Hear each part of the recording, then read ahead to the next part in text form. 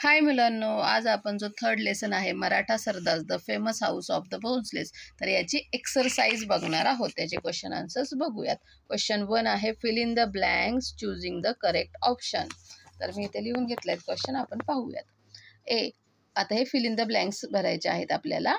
A, among the famous families the dash dash of Verul showed great bravery and enterprise.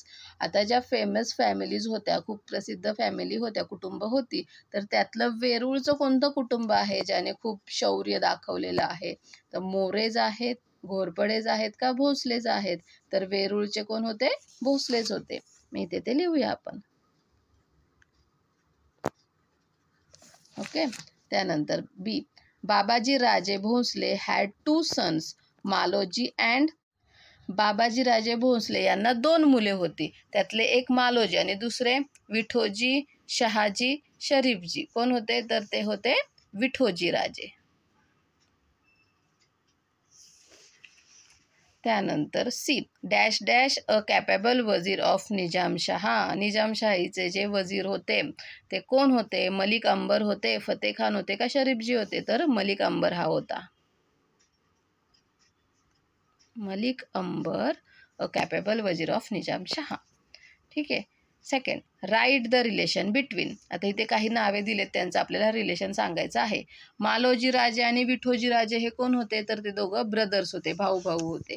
Shahaji Raje आणि लखुजीराव जाधव हे कोण होते?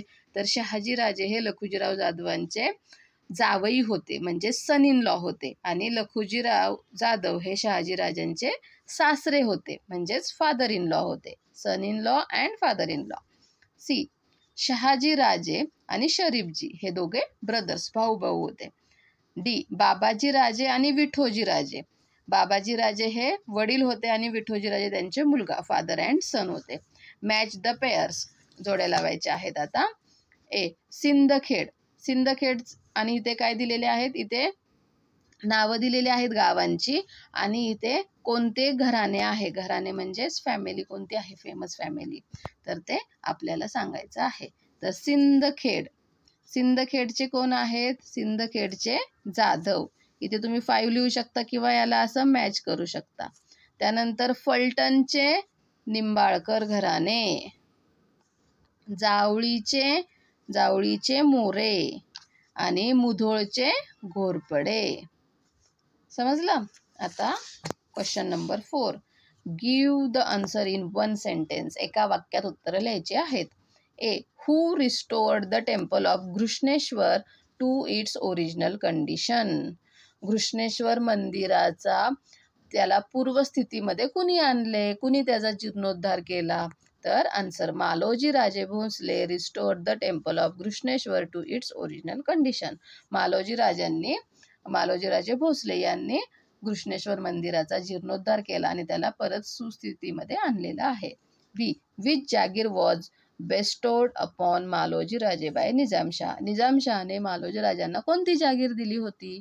तर the jagir of Pune and Supe parganas was bestowed upon Maloji Raje by Nizam Shah. तर निजामशहाने मालोजी राजांना पुणे आणि सुपे परगण्याची जहागिरी दिली होती. C, who fought bravely to save Nizamshahi. Nizamshahi वाचवण्यासाठी कोण अतिशय धैर्याने लढले, शौर्याने लढले? तर answer, Malik Ambar and Shahaji Raje fought bravely to save Nizamshahi. तर मलिक अंबर आणि शहाजी राजे हे दोघं निजामशाही वाचवण्यासाठी धैर्याने, शौर्याने लढले. D, with what title did the Adilshah honour Shahaji Raje. आदिलशहाने शहाजी राजांना कोणता टायटल म्हणजे कोणता किताब दिला होता? तर आन्सर, आदिलशाह ऑनर्ड शहाजी राजे with the title of sir लष्कर, चीफ ऑफ आर्मी. तर आदिलशहाने शहाजी राजांना सर लष्कर असा किताब दिला होता, म्हणजेच चीफ ऑफ आर्मी म्हणजे सेनेचा प्रमुख असा हा किताब आहे. समजलं? आता याच्यात पुढे ॲक्टिव्हिटी आहे तुम्हाला. Locate places like Ahmednagar, Phaltan, Verul, Supe, Pune in the map of Maharashtra. महाराष्ट्राचा मॅप घ्यायचा आहे, नकाशा घ्यायचा आहे आणि तिथे या जागा ज्या आहेत त्या मॅपमध्ये कुठे कुठे आहेत त्या लोकेट करायच्या आहेत, दाखवायच्या आहेत. आता हा जो लेसन आहे तर याच्यामध्ये एक इम्पॉर्टंट नोट आहे.